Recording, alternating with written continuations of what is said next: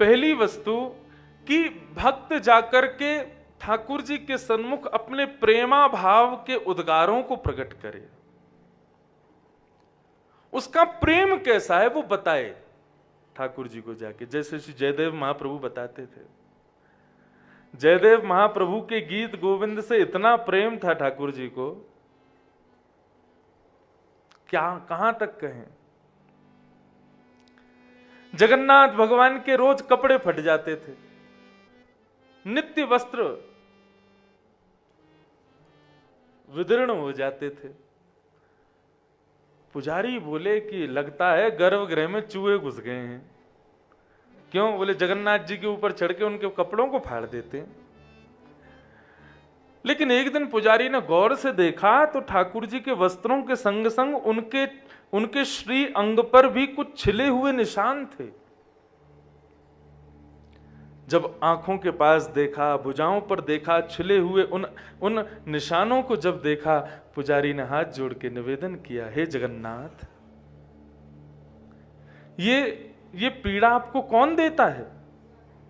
आपके वस्त्रों को विदीर्ण कौन करता है? आपके अंग पर ये जो मैं कुछ घाव देख रहा हूं, ये कैसे प्राप्त हुए हैं? किसने किया ये दुष्कृत्य? महाप्रभु मुस्कुराने लगे और पुजारी से कहने लगे, अरे अर्चक, तुम्हें पता है मुझे अत्यंत प्रिय क्या है? मेरे जयदेव के द्वारा कृत्य गीत गोविंद। और उस गीत गोविंद का कोई पाठ करता है, भक्तमाल जी में स्पष्ट लिखा है, ता सुनवे राधा रमण अवश्य पधारें। श्री नाभाजी महाराज कहते हैं, जब कोई गीत गोविंद का पाठ करता है, गीत गोविंद का गान करता है, तो उसको सुनने के लिए, उसके श्रवण के लिए राधा रमण जी अवश्य पधारते हैं। निश्चित वहां पर उनका आगमन होता है। जगन्नाथ महाप्रभु कहने लगे, एक माली है, उसकी छोटी सी बेटी ने गीत गोविंद याद कर लिया है। तो बोले वो जब कभी भी अपने बगीचे में जाती है कुछ पुष्प तोड़ने के लिए और कुछ फल निकालने के लिए, तब गीत गोविंद का गान करती है। और मुझे बिना संदेह, बिना किसी रुकावट के, बिना संकोच किए मुझे वहां जाना पड़ता है। मुझे इतना प्रिय है गीत गोविंद। एक तो गीत गोविंद इतना मधुर, और उसको भी कोई स्वर में गावे, तो मैं कैसे रोकूं स्वयं को? इसलिए वो जब गाती है तो उसको सुनने के लिए मैं उसके बगीचे में चला जाता हूं। और बगीचे में जब मैं भीतर घुसता चला जाता हूं तो वो तो कांटों से बच जाती है, लेकिन गीत गोविंद में इतना मंत्रमुग्ध हो जाता हूं कि बगीचे में लगे हुए पुष्पों के कांटों से मेरे वस्त्र विदीर्ण हो जाते, मेरे अंग पर घाव हो जाते। इतना प्रेम ठाकुर जी को। केवल गीत गोविंद से है मेरा भाव, ये नहीं है, भक्त के प्रेम उद्गार से है ठाकुर जी को प्रेम। क्यों? श्रीमद् भागवत में गोपी गीत को ही प्राण बताया गया भागवत का। गोपियों ने अपने प्रेमा भाव को ही तो प्रकट किया वहां पर। कुंती ने भी स्तुति गाई, भीष्म पितामह ने भी स्तुति गाई, वृत्रासुर ने क्या अद्भुत स्तुति गाई, प्रहलाद ने कोई कम बढ़िया स्तुति गाई, ध्रुव ने नन्ही सी उम्र में कितनी बढ़िया स्तुति गाई, रुद्र गीत गाया। इतने सारे गीत हैं, लेकिन गोपी गीत को ही भागवत का प्राण क्यों कहा गया? क्योंकि वहां पर समस्त गोपांगनाओं ने अपने प्रेमा भाव को प्रकट किया ठाकुर जी के सन्मुख।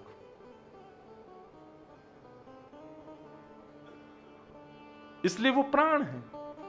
तो उससे ये बात स्पष्ट भागवत भी करती है कि ठाकुर जी का प्राण क्या है, ठाकुर जी को प्रिय क्या है। आपके भीतर जो उनके प्रति प्रेम है वो प्रकट करो, वही ठाकुर जी को उपहार में प्रिय है। 4 दिन हो गए बद्रीनाथ भगवान पर चना चनोरी चढ़ाते हैं यहाँ तो लोग। आज मैं सुबह मंगला दर्शन करने गया था लालजी, आज रात्रि 1 घंटा सोया बस। आज तो नींद ही नहीं भाई पूरी। सुबह मंगला दर्शन करने के लिए गए तो ठाकुर जी को चना चनोरी का भोग लगता है। मैंने वारे लाला, हमारे यहाँ 56 भोगन में छिके ना है, वहां में तो झिके ना है, तेरो पेट भरे ना है, यहाँ पे चनाचन और इनमें संतुष्ट कर रहा है।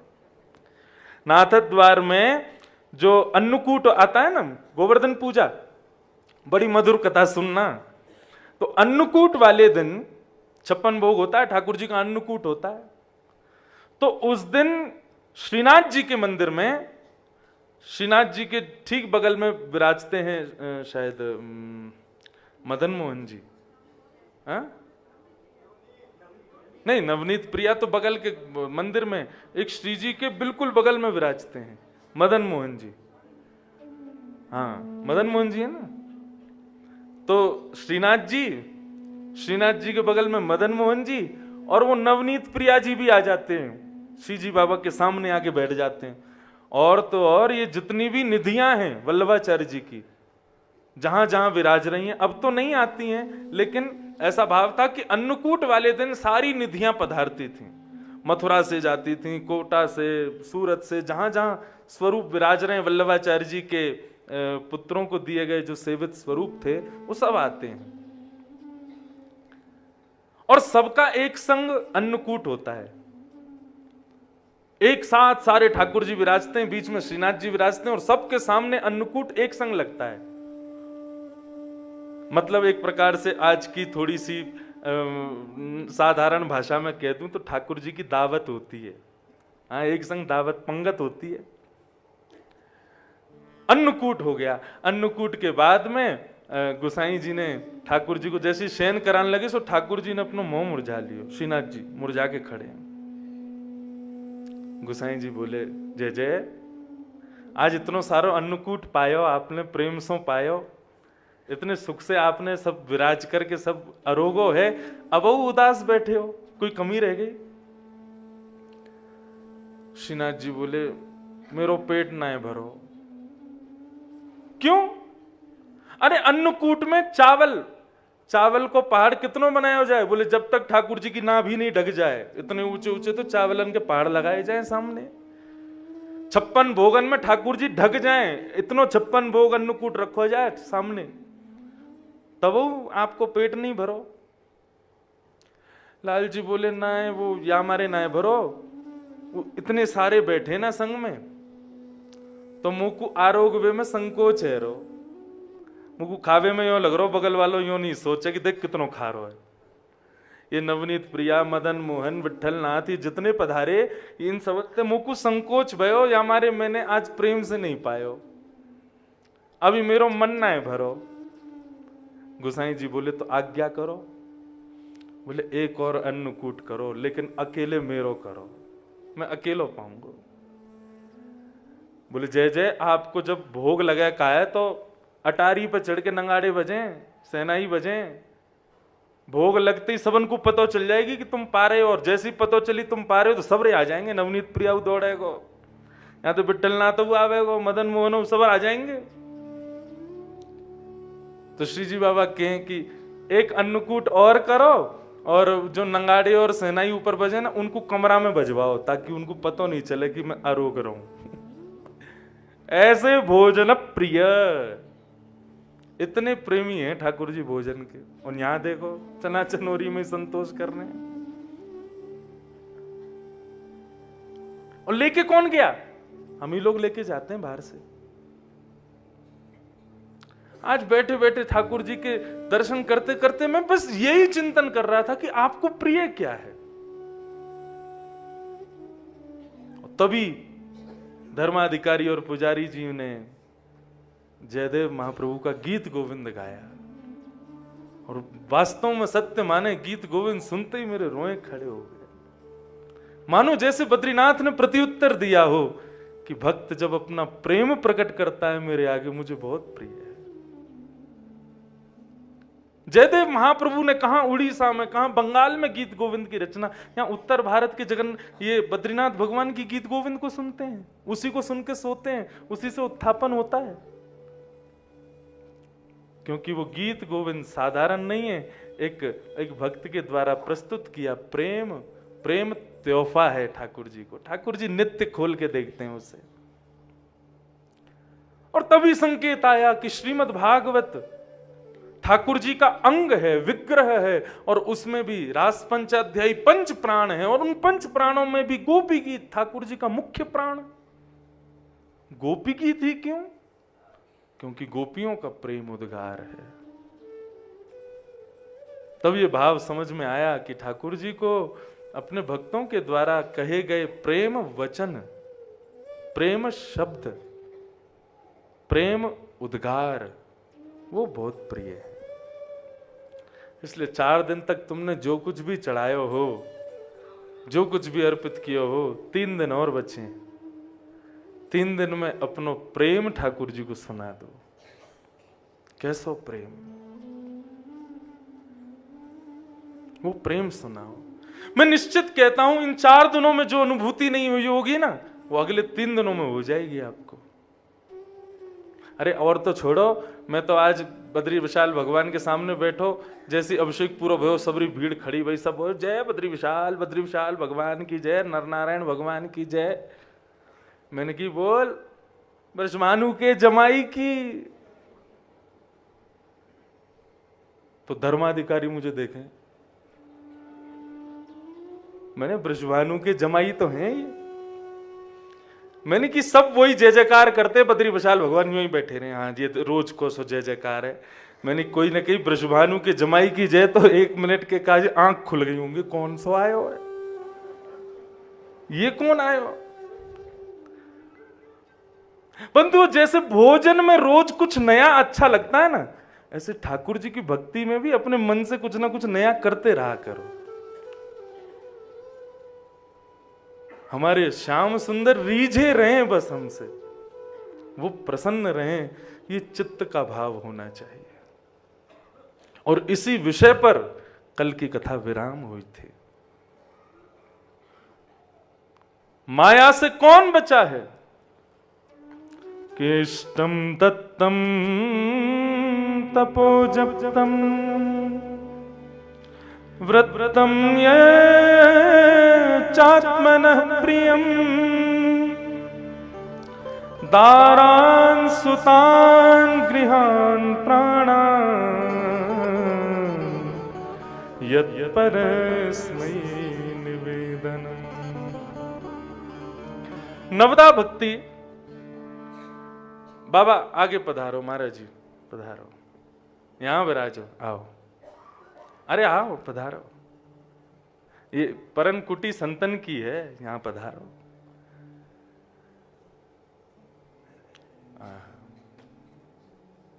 बोलो भद्र विशाल भगवान की जय। जय हो। हमारे परम स्नेही एवं जिनकी खूब कृपा हम ब्रजवासियों को प्राप्त होती है, इस बालक को भी खूब प्राप्त होती है, ऐसे हमारे बाबा जिनको हम बद्रीनाथ वाले बाबा कह के पुकारें, ऐसे श्री बाल योगी जी बाबा, बाहर चित्र भी लगा है उनका, उनके प्रतिनिधि स्वरूप महाराज जी पधारे हैं। बहुत बहुत स्वागत। जय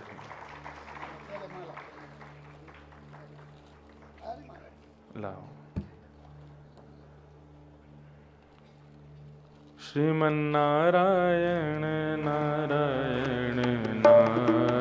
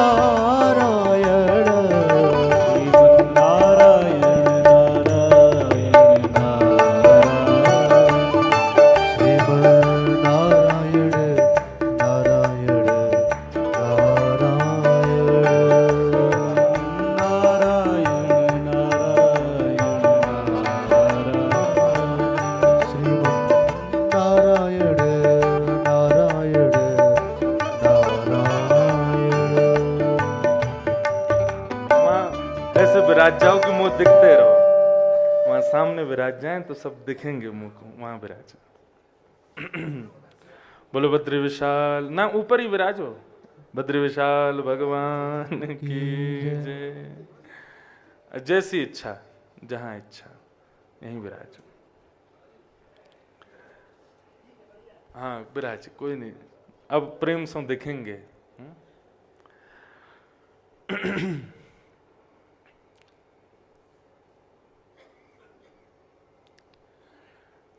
नवदा भक्ति में जो 9वीं भक्ति है आत्मनिवेदनम। आत्मनिवेदन का भाव क्या है? पूर्ण समर्पण,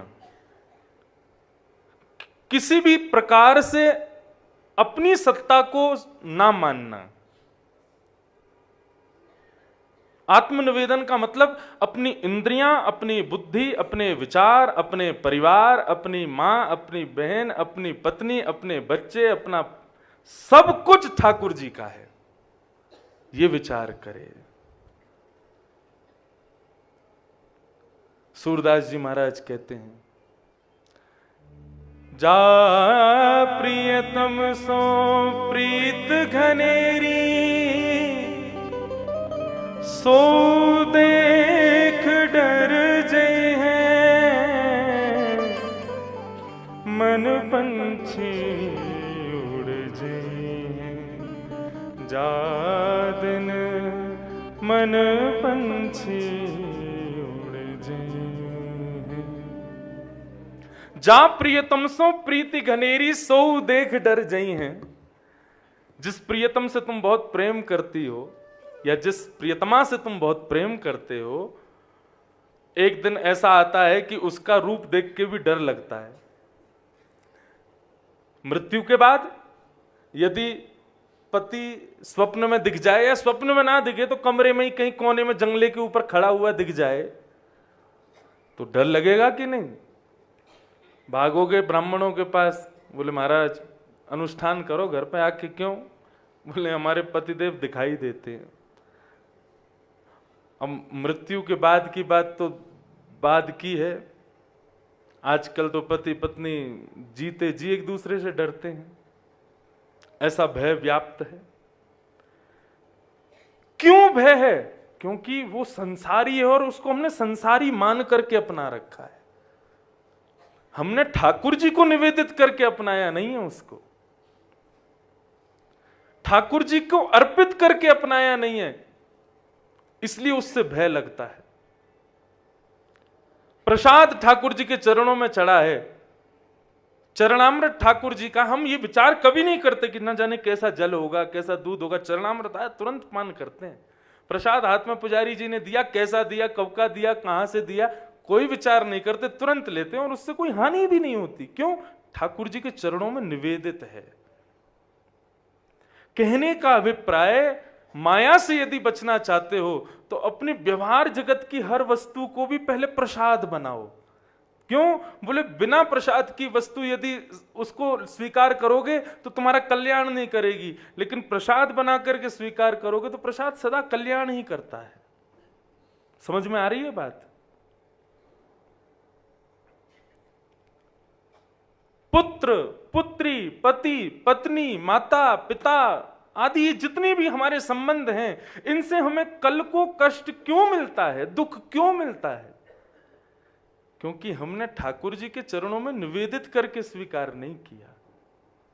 हमने पुत्र की इच्छा तो की बद्रीनाथ भगवान से, लेकिन ऐसी इच्छा नहीं की कि हे नाथ अपना भक्त जैसा पुत्र देना, अपने चरणों का निवेदित पुत्र देना। हमने व्यापार धन की खूब इच्छा तो की बद्रीनाथ से, लेकिन उस व्यापार धन से हे बद्रीनाथ आपकी शरण छूटे ना, ऐसा निवेदन नहीं किया हमने बद्रीनाथ से। इसलिए व्यापार तो बहुत मिलता है, धन तो बहुत प्राप्त होता है, लेकिन प्रसाद नहीं बना, इसलिए उससे सुख नहीं। शरीरम स्वरूपम तथा वा कलत्वम रथश्चारुरुचिरम धनम मेरुतुल्यम मनश्रेण लग्नम कृष्ण पादारविंदम ततः किम ततः किम ततः किम। भले ही कितना भी अच्छा शरीर हो, कितना भी सुंदर स्वरूप हो, कितना भी बढ़िया घर हो, कितनी भी बढ़िया पत्नी हो, कितना भी धन तुम्हारे पास हो, लेकिन इनमें से यदि ये सब चीजें ठाकुर जी को निवेदित नहीं हुई हैं तो ततः किम ततः किम ततः किम ततः किम, सब व्यर्थ है।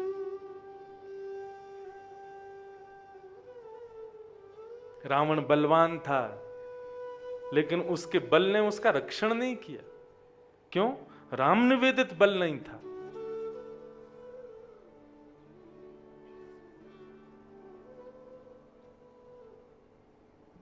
सब कुछ ठाकुर जी को निवेदित करके स्वीकार करो तो माया नष्ट हो जाएगी। उस वस्तु से, उस प्राणी से, उस संबंध से माया मोह ये नष्ट हो जाएगा।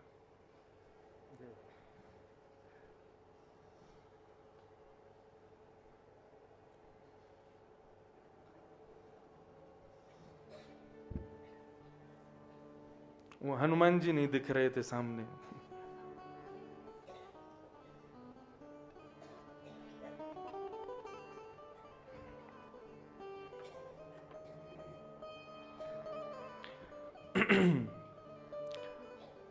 राजा निमि ने अब चौथा प्रश्न किया है, और क्या प्रश्न कर रहे हैं कि नारायणाभिधानस्य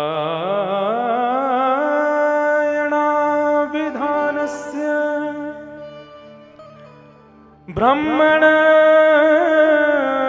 परमात्मन निष्ठामर्हतनो वक्तुम् यूयं हि ब्रह्मवित्तमः। ये नारायण कौन है? देखो, यहां तीन बातें पूछ रहे हैं, तीन शब्द कहे हैं, नारायण, ब्रह्म और परमात्मा। कौन है? मैं इनके बारे में जानना चाहता हूं। वैसे तो एक ही है, लेकिन तीनों के भाव यदि तुम खोजने जाओ तो ये तीनों में थोड़ा थोड़ा भेद है। जैसे कि मैं इंद्रेश उपाध्याय व्यासपीठ पर बैठा हूं तो वक्ता हूं, अपनी मां के पास बैठा हूं तो बेटा हूं, बहन के पास बैठा हूं तो भाई हूं।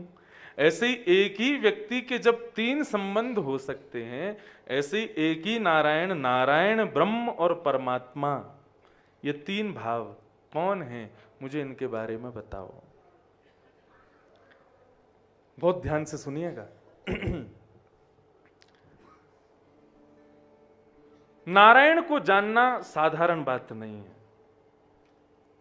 ब्रह्म, परमात्मा, नारायण, इनके बारे में जो खोजने भी जाता है या इनको समझने का जो प्रयास करता है, सतबाल बुद्धि उसको कहते हैं, वो मूर्ख के समान है, वो समझ नहीं पाएगा। शब्द का विषय नहीं इनको समझाना, अनुभव का विषय है। लेकिन फिर भी पिप्पलायन नाम के योगेश्वर ने कुछ प्रयास किया है समझाने का, आप समझने का प्रयास करना। नारायण, ब्रह्म और परमात्मा। नारायण कौन है? तो नारायण ठाकुर जी का है सगुण साकार स्वरूप। बहुत ध्यान से सुनना, और अगल बगल वाले को झपकी आए तो कोनी मार देना, अपराध नहीं लगेगा। हाँ, क्योंकि गंभीर प्रसंग है। आ सकती है नींद। निद्रा देवी कुंभकर्ण की पत्नी है ना। जब कुंभकर्ण मरा तो निद्रा ने जाके राम जी से कहा, मैं आपके वैकुंठ में ताला लगवाऊंगी, आपने मेरे पति को मार दिया।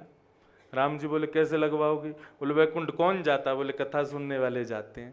तो बोले, वहीं पर जाके उनमें ही बैठी रहूंगी। वो सुन ही नहीं पाएंगे तो वैकुंठ जाएंगे नहीं, तो ताला तो लगेगा ही ना। ठाकुर जी बोले, हम भी ऐसे चतुर शिरोमणि वक्ताओं को भेजेंगे जो ऊपर से ही टोक करके बगल वाले से कोनी मंगवा के उसको उठवा दिया करेंगे, ताकि तुम ना विराजो। इसलिए निद्रा देवी को आने मत देना।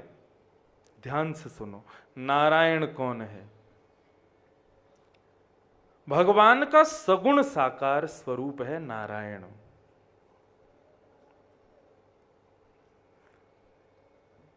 श्री बद्रीनाथ भगवान, ये कौन है? नारायण। सगुण साकार। इनमें गुण भी दिखते हैं। आप लोग जब शयन या मंगला के दर्शन करने जाओ कितना सुंदर वर्णन करेंगे ठाकुर जी के चतुर्भुज रूप, 2 भुजाएं नीचे पद्मासन के ऊपर ठाकुर जी ने रखी हैं, 2 भुजाओं में ठाकुर जी ने चक्र और गदा हाथ में ली है। ये चक्र और गदा का त्याग नहीं किया ठाकुर जी ने बद्रीनाथ में। शंख और पद्म रखे हैं लेकिन ठाकुर जी ने भुजा में नहीं ली, क्योंकि तप में विराज रहे हैं। चक्र और गदा का त्याग क्यों नहीं किया? क्योंकि ठाकुर जी यहां पे तप में बैठे फिर भी चक्र गदा हाथ में लेके बैठे। यदि मेरे किसी भक्त वैष्णव पर कोई संकट आया तो तुरंत भागने को तैयार हूं, मैं जाने के लिए बिल्कुल तत्पर बैठा हूं। 4 भुजाओं का वर्णन करते हैं, ठाकुर जी की जटाओं का वर्णन करते हैं, ठाकुर जी के पद्मासन स्वरूप का वर्णन करते हैं, ठाकुर जी के अंग पर जो पाद प्रहार है उसका वर्णन करते हैं, श्रीवत्स का जो चिन्ह है उसका वर्णन करते हैं।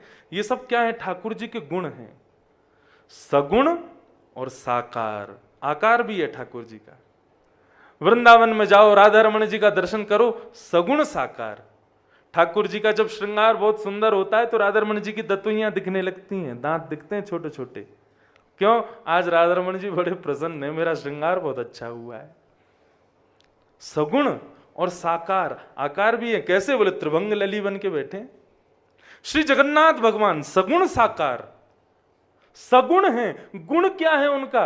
बोले भुजाएं ऊपर करके अपनी दोनों भुजाओं को आगे फैला करके खड़े हैं। किस भाव से? बोले यदि कोई ब्रजवासी, यदि कोई ब्रज का कोई आ जाए तो मेरे हृदय से उसको लगा देना। प्रेम विगलित उनका गुण है और साकार आकार के रूप में विद्यमान है। हम जितने भी मंदिरों में ठाकुर जी का दर्शन करते हैं, ये कौन सा रूप है ठाकुर जी का? सगुण साकार। उनके गुण भी हैं और उनका आकार भी है। अब बात आती है परमात्मा कौन है? तो परमात्मा है सगुण निराकार।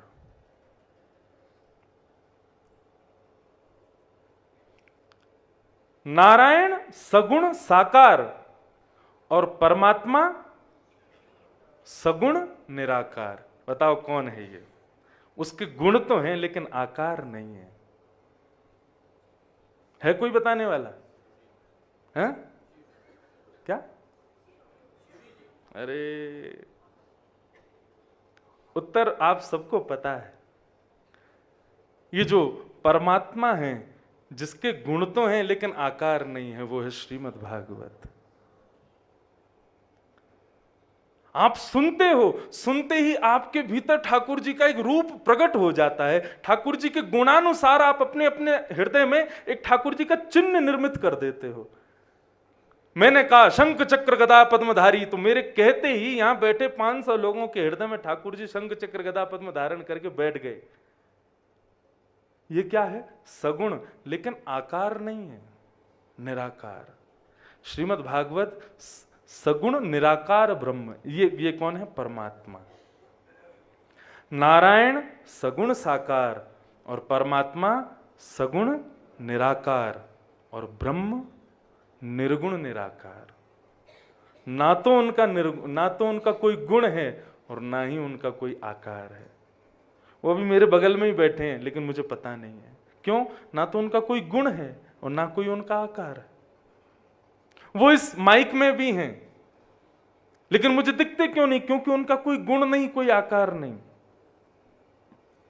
वो इस बांस के खंभ में भी हैं लेकिन दिखते क्यों नहीं? क्योंकि गुण नहीं है, आकार नहीं है। ये कौन है? ये है ब्रह्म। तो सगुण साकार है नारायण, सगुण निराकार है परमात्मा और निर्गुण निराकार है ब्रह्म। भूलोगे तो नहीं? हाँ, मैं कल किसी को उठा के पूछ लूंगा, बताओ तीनों के बारे में। अब ये तो रही 3 रूपों की बात, लेकिन यहां पर राजा निमि कहते हैं इन नारायण परब्रह्म और परमात्मा के रूप को भक्त कैसे पहचान लेते हैं? प्रहलाद को कैसे पता चला कि खम्भ में भगवान है जबकि वो निर्गुण निराकार है? नामदेव तुकाराम को कैसे पता चल गया कि इस प्रेत में भगवान है, जबकि वो निर्गुण निराकार है? मैं बस ये जानना चाहता हूं कि परब्रह्म, परमात्मा, ब्रह्म, नारायण कौन है ये तो मुझे बताओ, लेकिन संग में ये भी बताओ कि भक्तों को ये कैसे पता चल जाते हैं कि ये कहां है, किस रूप में है, उनसे क्यों नहीं छुप पाते? भक्तों के पास ऐसी कौन सी दृष्टि होती है, ये मुझे बतलाओ। तो सबसे पहले तो पिप्पलायन योगेश्वर ने इसका बड़ा गहरा उत्तर दिया। क्या कहते हैं? आहा,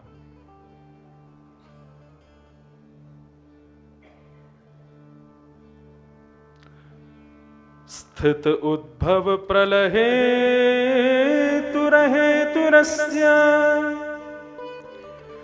यत् स्वप्न जाग्र सुसुप्तिषु सदा विहच्य देहेन्द्रियाशु हृदयानि चरन्ति येन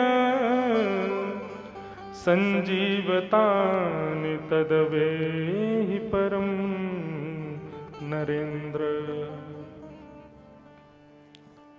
तुमने पूछा नारायण कौन है, ब्रह्म कौन है, परमात्मा कौन है, तो पहले मैं इसका एक सीधा सीधा उत्तर देता हूं जो वेदों में वर्णन है। क्या? बोले जो पृथ्वी के प्रणेता, पृथ्वी के पालन करता और पृथ्वी के संहार करता है वो नारायण है। एक बात, लेकिन वो साथ में ये भी कहते हैं वो पृथ्वी का पालन करते भी हैं, पृथ्वी का संहार भी करते हैं, पृथ्वी का सृजन करते भी हैं, लेकिन करते हैं और एक तरफ ये भी कहा जाए कि वो नहीं करते तो ये भी सत्य है। थोड़ी बुद्धि घूमेगी अब। पिप्पलायन कह रहे हैं कि वो पृथ्वी को बनाते हैं, उसका पालन करते हैं, उसका संहार करते हैं, लेकिन अगर ऐसा कहा जाए कि वो ये सब नहीं करते तो इसमें भी कोई गलत नहीं है। वो हो सकता है नहीं भी करते हों, वो करते भी हैं, नहीं भी करते हैं। और तीन स्थिति में रहते हैं। कौन कौन सी स्थिति में?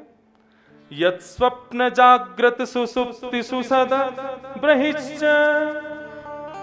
जागृत, स्वप्न और सुसुप्ति, हम जगे हुए हैं। ये भी किसकी कृपा से? नारायण की कृपा से। हम सो जाते हैं, किसकी कृपा से? नारायण की कृपा से। लेकिन उस सोने में भी जो स्वप्न दिखता है वो किसकी कृपा से? नारायण की कृपा से। लेकिन ये जगना, सोना और स्वप्न देखना, इसमें नारायण की कृपा है भी है, और ऐसा भी कहा जाए कि वो नहीं करते ऐसा, तो इसमें भी कोई गलत नहीं।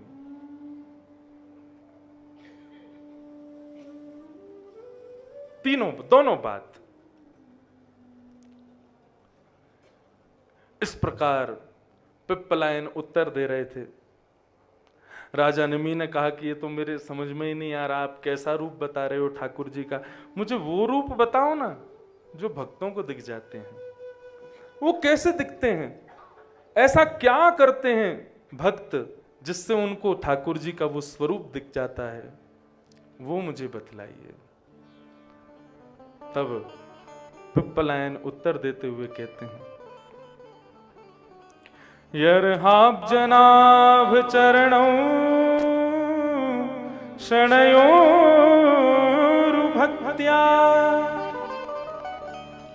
चेतो मलान विधमेद गुणकर्म जानी तस्मिन् विशुद्ध उपलभ्यत आत्मतत्त्वम् साक्षात् यथा मलदृशो सवित्र प्रकाश।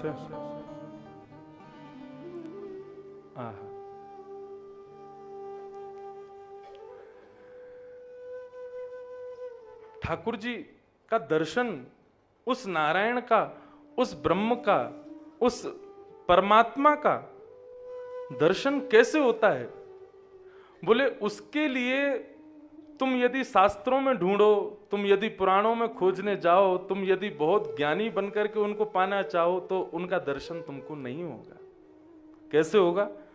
बोले ऐसे कमलाकार चरण जिनके हैं, ऐसे नारायण की जब तक तुम चरणों में प्रेमा भक्ति को प्रकट नहीं करोगे और प्रेमा भक्ति के ताप से जब तक तुम्हारे हृदय में दुनिया के जितने भी विषय भोग हैं वे सब जल करके राख नहीं हो जाएंगे, तब तक तुमको नारायण का दर्शन नहीं होगा।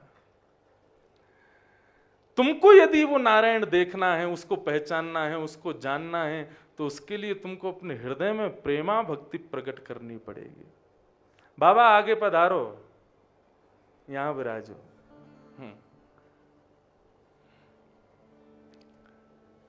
आज बड़ी कृपा हो रही है, सब संत पधार रहे हैं। बद्रीनाथ भगवान ही इन सब के रूप में पधार रहे हैं। बोल बद्री विशाल भगवान की जय हो, जय हो, जय हो। कृपालु पधारो।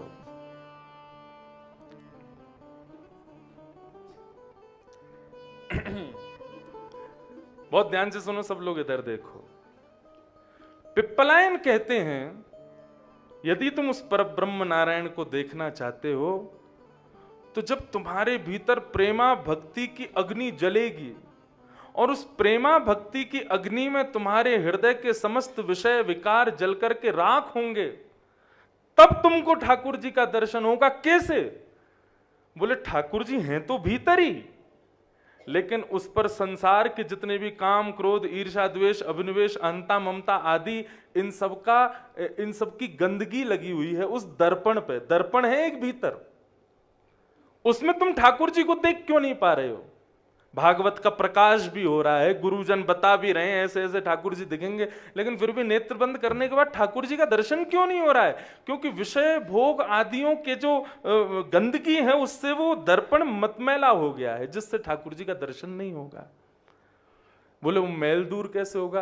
बोले जब प्रेमा भक्ति विरहा भक्ति तुम्हारे हृदय में प्रकट होगी, ठाकुर जी के मिलन के प्रति जब विरह तुम्हारे हृदय में जागृत होगा, उस विरह अग्नि से वो भोग विलास नष्ट होंगे, तुम्हारे हृदय के काम क्रोध ईर्ष्या द्वेष जब जल करके राख हो जाएंगे, तो अपने आप ही वो जो दर्पण मैला हो गया है वो अपने आप स्वच्छ हो जाएगा। तब प्रकाश की भी आवश्यकता नहीं होगी। तुम जैसे दर्पण में स्वयं को देखोगे तो स्वयं में ही ठाकुर जी का दर्शन, उस परब्रह्म का दर्शन तुमको हो जाएगा।